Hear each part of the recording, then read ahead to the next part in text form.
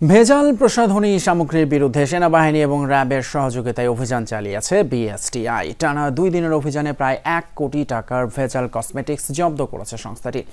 এসব প্রসাধনী সামগ্রী ল্যাব টেস্টের পর রীতিমতো বিস্মিত হওয়ার কথা জানিয়েছেন বিএসটিআইয়ের মহাপরিচালক। বলেছেন, দ্রুত সুন্দর হওয়ার প্রলোভনে পড়ে এসব ব্যবহার করে অনেকেই ক্যান্সার, কিডনি এবং লিভার জনিত সমস্যায় ভুগছেন।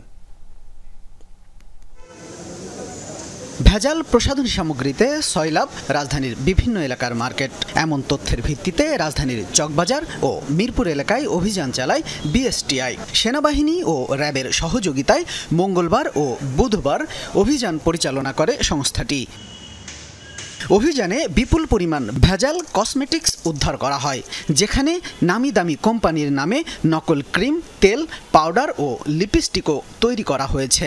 এছাড়া কোমলমতি শিশুদের ত্বকে ব্যবহারের জন্য ভেজাল বেবি লোশনও জব্দ করা হয়।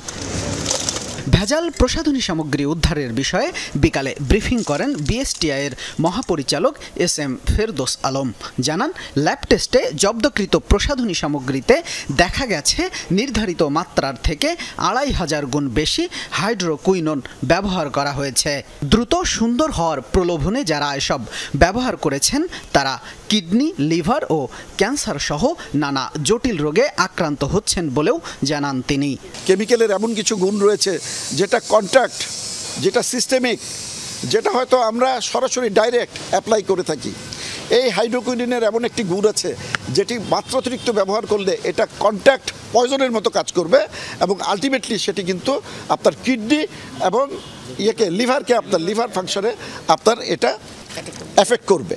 বিএসটিআই মহাপরিচালক বলেন, অধিক মুনাফা লুটতে এক শ্রেণীর ব্যবসায়ী অপব্যবসা করছে। অধিক মুনাফার লোভে যারা এসব প্রসাধনী সামগ্রী ব্যবহার করছে তাদের বিরুদ্ধে আইন শৃঙ্খলা বাহিনীকে কঠোর হওয়ার আহ্বান জানান এই কর্মকর্তা। এটা যদি গ্রে মার্কেটে না এসে প্রপার চ্যানেলে ইম্পোর্ট করা হতো, ইম্পোর্ট করলে অবশ্যই এটা প্রত্যেকটা পয়েন্টে, বিশেষ করে আমাদের চিটাগাং পোর্ট এবং ল্যান্ড পোর্টগুলোতে আটকে দিত। কাস্টমস আমাদেরকে চিঠিয়ে দিত, আমরা যেতাম, যে সেখান থেকে স্যাম্পল কালেকশন করে যখনই দেখতাম এটা মানহীন তখন কিন্তু আটকে দিতাম। ফেরদৌস আলম বলেন, এসব ভেজাল পণ্য ব্যবহারের ফলে সবচেয়ে বেশি ক্ষতির সম্মুখীন হচ্ছেন নারীরা। এই দুর্বৃত্তায়ন বন্ধে সামাজিক আন্দোলনের পাশাপাশি সচেতনতা তৈরির পরামর্শ দেন তিনি। শামীম রেজা, যমুনা নিউজ, ঢাকা।